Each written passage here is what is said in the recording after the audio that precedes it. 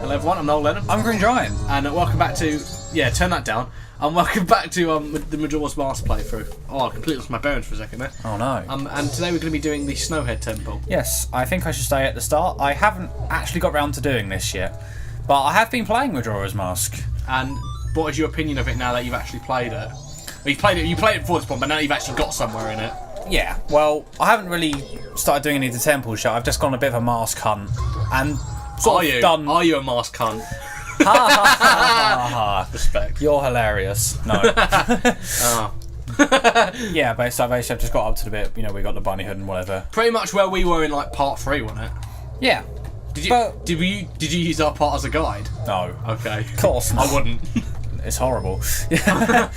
No, but, it's definitely different when you play it yourself, I think. That's what I found. Different how? I don't know. Yeah, that doesn't work, does it? What? Lens of Truth doesn't work. Oh, it does. On this? Oh, okay. Oh, no, it doesn't. Oh, shit. Oh, no, okay, I know what I'm doing anyway, so it's fine. I don't know. What was I saying? You were talking about how it was different when you were playing it, when you were actually playing it.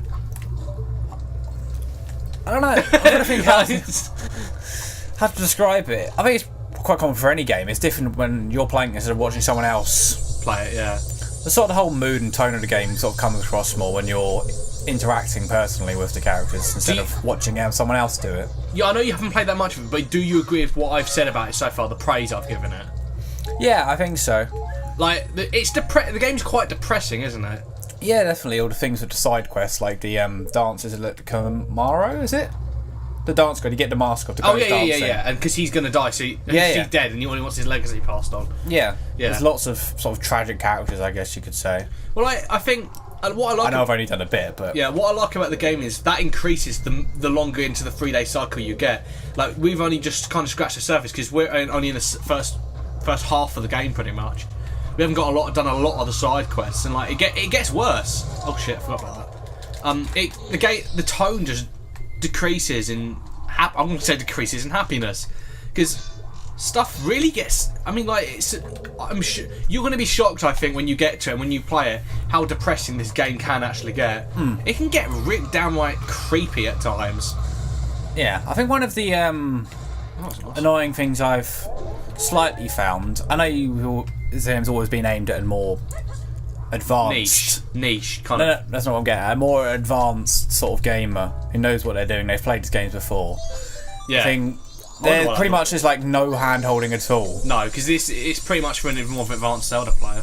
I mean, on a first sort of proper playthrough, it can be a bit intimidating. Yeah. And it takes you a lot longer to find things out. Is it? I think that works to the game's advantage though, because that's. I found it a bit annoying at times. Did you? No, I mean like, okay, I can see that, and I think I did when I first played it. So like the whole 3-day thing is quite scary. I don't mean like in a patronising scary. I mean like it is genuinely quite. Oh fuck! What was and that save system's bollocks.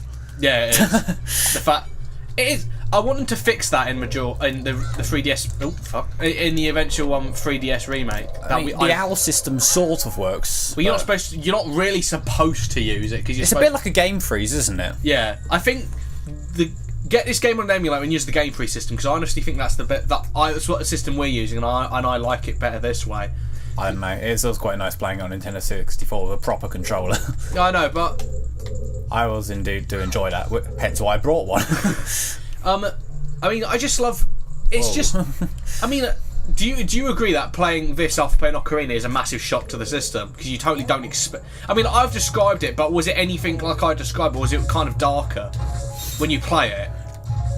I don't know. Maybe it's a bit more than how you put it across.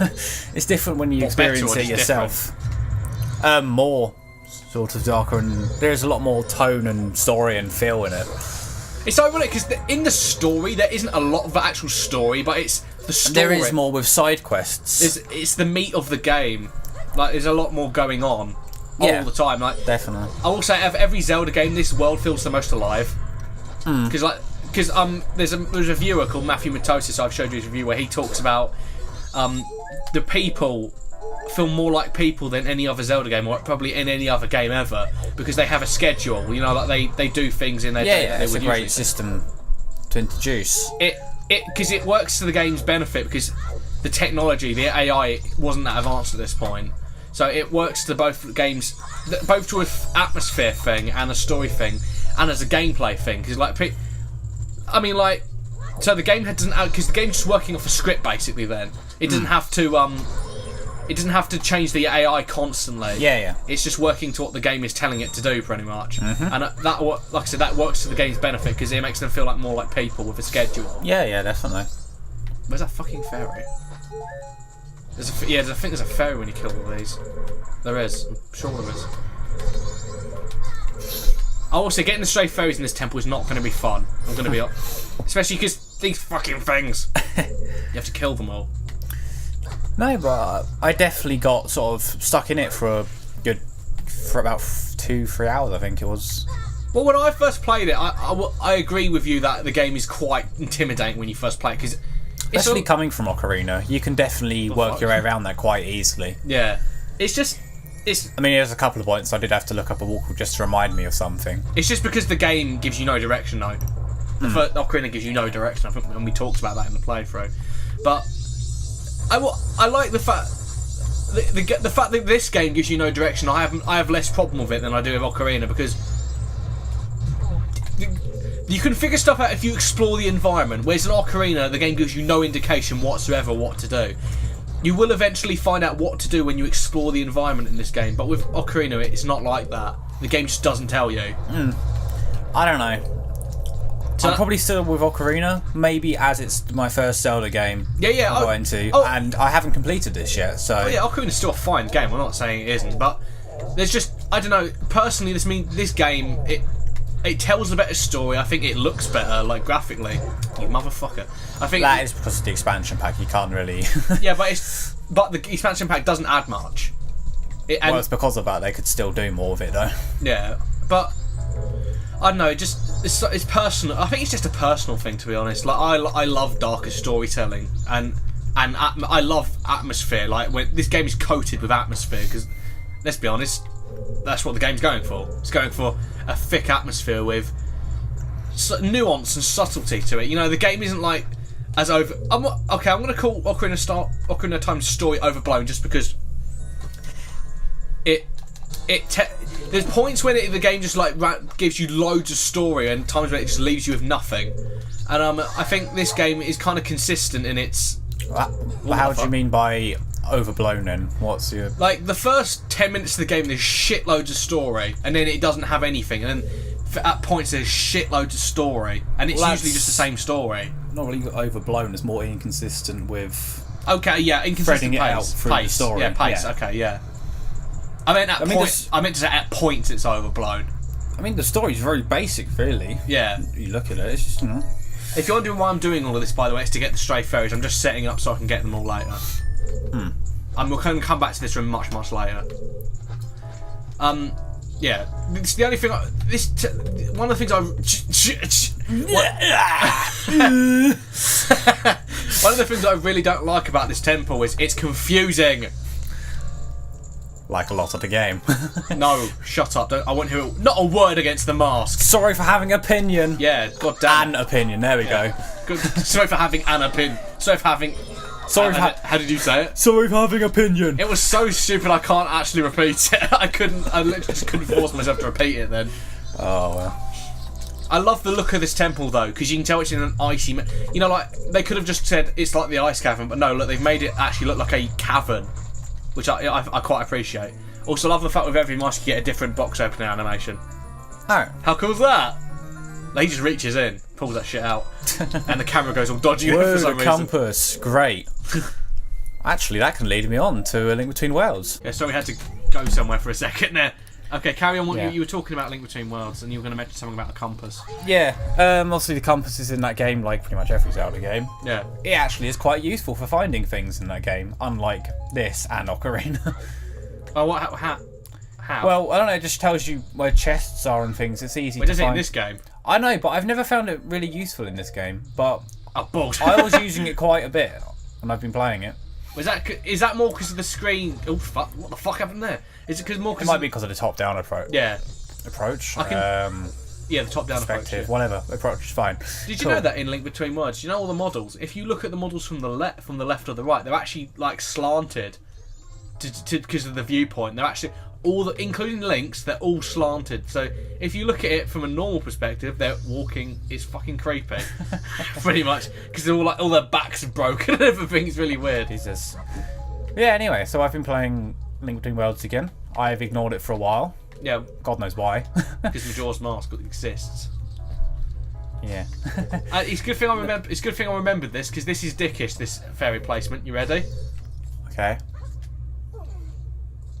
Of course. Yeah. Where else would it be? Okay, I can't. There we go. I hate that, but I will kind of excuse it because look, if you look at the wall, that was a fucking awesome flip. The wall kind of tells you it's there. So I will sort of, yeah. Anyway, Link Between Worlds. It's really good. I'm still enjoying it. The temple designs are all pretty excellent. Yeah. From what I've played of it. I have played a bit of it. Have you? Yeah, I've got to the first couple of temples. I haven't played that much of it. You've probably played way more of it than I have. But yeah, I've done the first 3 of the 7 stages, which is. Oh, have you? I can't remember the first one, but I know. Maybe. I know you go into Thieves' hideout. There's one there. I've done the Desert Palace and I've done the Dark Palace. Dark Palace is awesome. Probably my favourite one so far. How I haven't got that far. How's it awesome? It's just really dark. Reminds me a bit of the Shadow can't see Temple. anything. The Dark Palace is really dark. A little bit like the Shadow Temple. It's sort of going for the darker sort of mood. It's nice. It's really nice. I think the main. But yeah, it's really good. Anyway, I wish thought Zelda would have been darked out before Majora's Mask, but no, it's nice to see them come. Okay, this is going to be a challenge. Oh, did it? I did it first time! Nailed it. No, because you need the Lens of Truth to see up there. Oh, awesome. See, you can kind of see it. I didn't even know. I just got it straight away. Yeah. I've never done that. Awesome. No, it runs really smoothly. The 60 frames per second. Oh yeah, obviously that helps it out a bit. Well, Ocarina of Time on the 3DS upgraded itself to 60 frames per second. I don't think it was 60. I thought it was like 40. Oh, so yeah, it was 40. We talked about it, didn't we? Yeah. I would like to see it. Do you think 60 frames per second would work well on this remake? Or I don't think they'd do it. No. Really? Well, just because the amount this is in, and then to completely upgrade it, it's just an effort. Yeah, it's just effort. But yeah, I think one of the main problems Link Between Worlds suffers with is the one difficulty? item. No. Yeah, the difficulty is pretty easy as well. I don't know. I find some of the bosses a bit annoying at times. Really? I've heard it's I think really once easy. you work it out, it's alright. But there's moments where it challenges you some of the temples. Really? I don't know. Maybe it's just me. I'm just a bit thick, I think. But Me, because I'm a bit of an idiot. But yeah. I don't know. I think it's probably bad. challenging enough for me. But anyway, what I was saying, one of the main problems it suffers from is the one item per temple thing, which is Really? quite. I didn't even know that was a thing. I know I played a bit, but I couldn't even remember that. Not even, which quite a few of the games have, where you know you get an item and you only use it in a temple and you never need it again. Oh, okay. Oh, fuck. Oh, shit. Okay, I've got to get all the way back up So you there can now. complete one temple by just using the item, which is you have to get to do that. So like for the desert one, you just have to get the sand rod, Oh, you've and done you it. don't need anything else. Well, like not. You don't say to use your bow at all. You'd only use that one weapon in that, and you'd never use it again. That's a shame. Which is a bit annoying. But a lot of Zelda games suffer from that, don't they? Yeah. Like Twilight Princess, I'm looking at you. But, because Twilight Princess, one of the things that... I mean, Zelda has that problem anyway, like you just said, like, you use this item only in that temple, you never really need to use it again. But in stuff like this, you do use other items again at some point, I think. Well, in this? Maybe not so much this. I know you do in Ocarina. You can go back and use things. Well, the thing is, in this, the only items you get in the temples are the upgrades to the arrows. They're not actual other items. You get all the items outside the temples. So, like, technically, this kind of breaks the tradition, but only because it doesn't do that. Yeah. So not like because it upgrades it or anyway, just because it doesn't do it. No. Completely ignore it. Yeah. Oh, bollocks, got to get across this again now. Actually, one of the things I really don't like about this temple is that fucking, hang on, can I get across it with a bunny hood? Did I need to do this in the first place? Okay, I'll roll and use the bunny hood so I can make that. Go for it. No, I can't. Oh, that's a shame. Yeah, that's what. This temple's really annoying in the fact that you saw a minute ago. If I miss that roll, I have to climb all the way back up again. It's really annoying. Also, the music's pretty boring. So there's music. Yeah, the music's pretty boring. The music's pretty boring in this temple. To be honest, I hadn't noticed there was music at all. What I would recommend for this this puzzle, I mean, I didn't say it before because you were talking about Link Between Worlds, but do this, and then you want to keep changing back because the time doesn't go. Time doesn't basically when you're changing the time on the puzzle doesn't go down. Right. So like just change really quickly back into Link. I'm hammering on the C button now. There we go.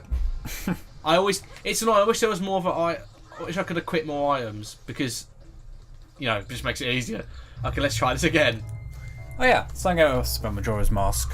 That you don't like. The whole time travel thing's a bit weird. It's the whole time. It's not really. What it is. No. What I mean is, but what do you mean it's weird? In the whole thing about if you go back in time, you lose your any ammo or whatever you had in rupees. It's more perishable items, not so much ammo. But this is going to be really tedious. No, but if you put rupees in the bank, you still have them. But that's where it's weird. But everything else in the game, say, if you do it and then go apart from the masks and the quest. No, but I'm saying, but if you've gone and done something, when you go back in time, it'll be completely undone. But the rupees aren't. What? But would you find that annoying if they were and you had to go get them all again? It's a compromise. But I'm just saying, but it's just a bit. It's inconsistent, but I will forgive it because it is a compromise between being frustrating. It's a compromise. But Ocarina got away without a bank system. Yeah, because you don't need it. Also, do you in this a lot? I haven't really gone that far, so I can't. I'd say you need the bank system because it's just frustrating. It'd take you ages to build up enough rupees, and that would just be frustrating. But I have a problem with it in Ocarina because the time travel wasn't thought of as a story element. It wasn't thought of how it basically the consistency wasn't thought about. It was just thought about how you could use it as a gameplay thing. So that's why I have a problem with it, and also because the fact it never tells you about the Song of Double Time. It does. Where? Go talk to the Scarecrow. That's how we did it in the first part. Remember? But I never did that. But you have to. I just said everything you can figure out in this game. It says explore the environment. That's what you're supposed to do. What? And then does it get saved to your start screen? What? The Song of Double Time. Will it get saved with the other melodies? No, it doesn't. Exactly. It never reminds you. Because so when you've forgotten, you're gone. But just going to no, George. I refuse to accept that. I quite often forget the songs and do have to look them back up. So I constantly have it on my computer next to my N64 screen. I will kind of figure if that's slight. Hang on, is it on the? Let me just check. I don't think it is. Okay, no, it isn't. But I will kind of. This won't accept a criticism. Okay, no, I will accept that it doesn't. The game isn't saved to there, but. The thing is, it's not like the game doesn't tell you about it full stop, because it does, and you're supposed to remember the whole game. No. Okay, I will forgive that. It doesn't remind you, and that is a problem with it. It's a nitpick because you can, again, with the power of the internet, you can look it up. The internet came out back in the day. No, the internet was available when this came out. This came out in 2001. But back in the day, would you have looked up an internet walkthrough for this game while you're playing it? I did. I never did. I only did it for getting some of the masks, because. The game does tell you where to get some of the masks, but only at the end of the game. So, I can kind. It's not like I'm saying the game doesn't have flaws. I'm just saying it has less. You don't want it to. Yeah, I don't want it to. It has less flaws than Ocarina. Okay. It's what I would honestly say about it. It's not like the game's completely perfect. And oh shit! Yeah, I've said that before. Oh fuck! No, hang on. I remember this bit. This is going to be a challenge. Watch this, peeps. Right. This platform's here, but because I can't see them, because of the lens of truth, I have to kind of feel my way up. That's what you generally do. Yeah, it's my move. Oh shit. Okay, but I can't. I'm not. Helpfully, I can actually get back. Okay, I don't need to use fire arrows here. I don't know what I'm doing. Okay, I just wasted a shitload of magic. I can get up here. Okay. Have you aimed properly? Fuck off. It's hard doing it with an analog stick. Oh, yeah. It is. Well, as opposed to the non-analog stick, which you have to use on the N64. It's still an analog stick. It is an analog stick. What are you talking about? Oh, shit. That's what I was Pixie graph box. You said it was hard to use on an analog stick. It's still an analog stick on the N64. No, on this controller. Sensitivity is the problem. You motherfucker. They're still not showing up. Okay. I don't think it works the whole game. The Lens of Truth is literally pointless in this emulator. Okay, let's see if I can climb up here next part.